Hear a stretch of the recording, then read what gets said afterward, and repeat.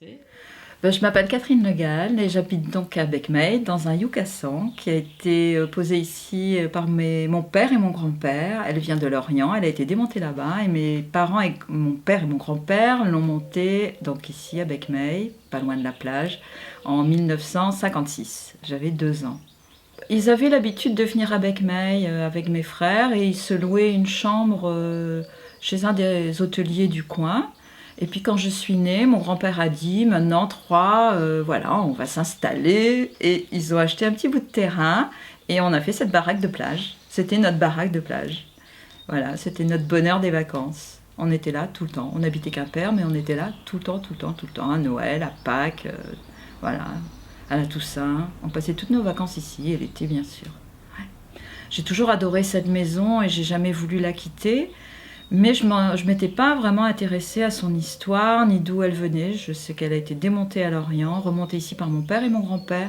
Mon grand-père était électricien, donc ils ont fait appel à personne, je pense.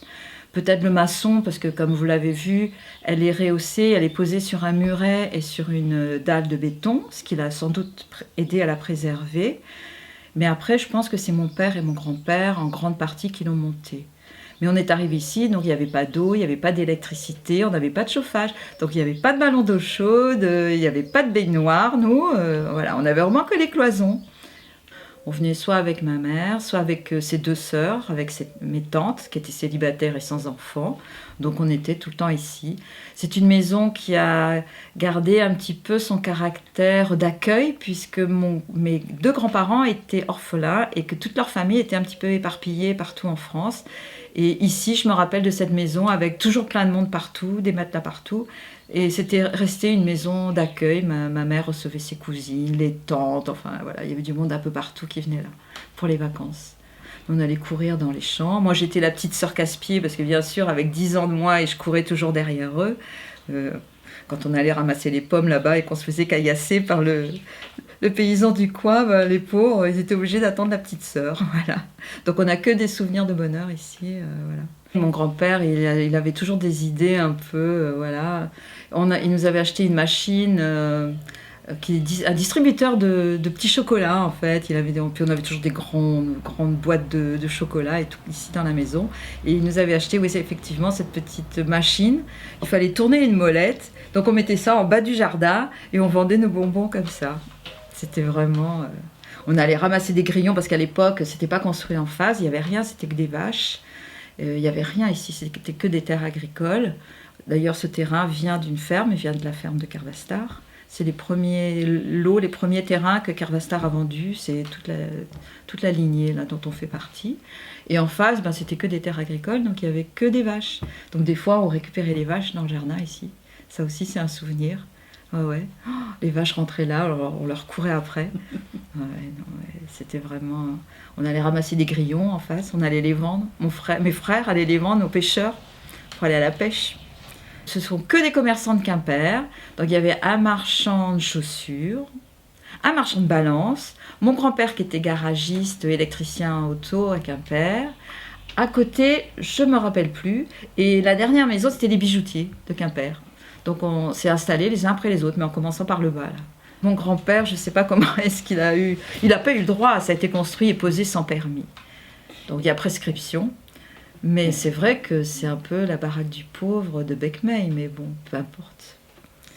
Elle est tellement riche autrement que voilà, pour rien au monde, je ne raserais ma maison. C'est lié à mon enfance sûrement, c'est lié à ce qu'on ressent et au bien-être qu'on a dans cette maison. Il y a le bien-être physique qui vient de la construction elle-même, parce que c'est une maison de bois, et que ce qui paraît étonnant, c'est que cette maison, elle a quand même que 15 cm d'épaisseur de mur, c'est ridicule. Tous les murs sont encore là, hein, ça a été que habillé, donc il y a encore tout dessous, il y a le papier goudronné, il y a l'espèce de laine de verre collée sur une espèce de papier goudronné aussi, mais qui part sûrement en morceaux, donc il n'y a plus rien. Et cette maison n'est pas humide, elle est facile à chauffer malgré tout. Ça, puis après cette maison qui a toujours été une maison ouverte, une maison de bonheur, une maison où on accueillait tout le monde. Voilà, et c'est resté comme ça, avec moi c'est comme ça aussi, la maison est toujours ouverte, donc même quand je suis pas là, donc ça reste toujours comme ça. Et tous les gens qui sont venus chez moi m'ont dit la même chose, c'est que ils s'y sentent bien, ils y ressentent quelque chose. Voilà, ça a une âme et voilà, c'est plein de chaleur, c'est agréable à vivre. J'ai eu la chance d'avoir cette maison, donc j'avais 2 ans. Ouais. Je suis quelqu'un qui a beaucoup voyagé, donc à partir de mes 22 ans, je passais 6 mois sac à dos et 6 mois en France à faire la saison. Et après, je repartais. Mais j'ai pu faire ça aussi, avoir cette vie, parce que même si la maison ne m'appartenait pas à l'époque, elle était à ma famille, mais je m'y étais installée, en fait. Je l'avais un peu accaparée et du coup, bah, écoutez, j'avais un pied-à-terre. Je pouvais rentrer n'importe quand, j'étais pas à la rue. Et puis, ça m'a permis quand même d'avoir aussi la vie que je voulais, cette maison. Bah, c'est facile d'avoir un pied-à-terre. Après, je l'ai acheté, ça fait 30 ans maintenant, au décès de mes tantes. Et ici, cette maison, c'est un peu comme un bateau. Voilà. Sur les bateaux, je suis bien aussi, donc ouais, c'est un peu pareil. J'ai jamais pu imaginer que j'allais perdre cette maison, quoi. Pour moi, elle était là, et elle allait rester là tout le temps. Et voilà. Bon, c'est vrai que je faisais aussi ce qu'il fallait pour la garder. Et puis, mes grands-parents avaient déjà commencé, puisqu'ils avaient refait un toit. Ils ont mis un toit en pente en fibro relativement tôt. Peut-être la maison était là en 56, peut-être sûrement avant 70. Ils avaient déjà couvert la maison, et les murs extérieurs, et le toit. Parce que quand j'étais petite, on montait sur le toit, on balayait, parce que ça faisait toujours des poches, donc on balayait les flaques d'eau, et on recoulait du goudron. C'était vraiment... moi, je me rappelle de ça, par contre. Oui, on coulait du brais, c'était vraiment...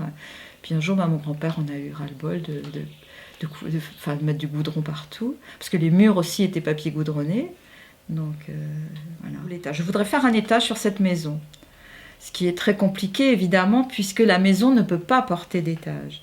Donc, il faut faire une ossature béton tout autour pour poser mon plancher et après monter. Je fais aussi du bois là-haut, hein. Mais il me faut quand même une ossature béton pour poser mon plancher et monter mes modules bois à l'étage. Parce que quand j'ai voulu, au début des travaux, quand j'ai cherché une entreprise, ils voulaient tous raser et repartir de zéro et faire un étage indépendant que je pouvais habiter et louer le rez-de-chaussée. Ce que je n'ai pas voulu, parce que je ne veux pas, je n'arrive pas à imaginer de perdre cette maison et en faire une autre, parce que ce ne sera pas la même si, voilà, on ne se rend même plus compte que c'est un yucca 100. Pour moi, ça reste, donc je ne voulais pas la raser. Je veux la garder, ça y a, c'est rédhibitoire. Ça, ce sera comme ça. Et du coup, oui, je peine un peu à faire mes travaux. Ça fait déjà plus d'1 an que je cherche une entreprise de maçonnerie qui soit pas trop onéreuse, parce que bien sûr, vu que c'est atypique, on me demande un peu le double des travaux, quoi, parce que je connais un peu le bâtiment, je connais un peu les coûts. Donc c'est un peu compliqué, mais je vais y arriver. Oui, cette maison, c'était aussi un bonheur parce que c'est une maison à ma taille. C'est une maison dans laquelle je pouvais tout faire. Comme je bricole beaucoup, mais voilà, je pouvais y faire le ravalement, j'ai pu tout réaménager sans que ça me coûte de trop, et puis c'était physiquement possible. C'était vraiment une maison, c'est un peu la maison de poupée aussi, quoi. J'avais d'ailleurs le fils d'une amie qui appelait ma maison la maison de pirate, parce que j'avais un coffre dans le temps, et quand il venait à la maison, il disait toujours c'est le coffre du pirate, et c'est la maison de pirate. Donc c'est vrai que cette maison, elle est restée... Et c'était un bonheur parce qu'elle ne m'a jamais demandé beaucoup d'efforts. Donc elle donnait plus qu'on lui en donnait, en fait. Ah oui. Donc ça aussi, c'était quand même appréciable. Parce qu'une maison, des fois, ça coûte physiquement, ça coûte financièrement. Et cette maison, non, elle donne tout. Et ça, c'est bonheur aussi.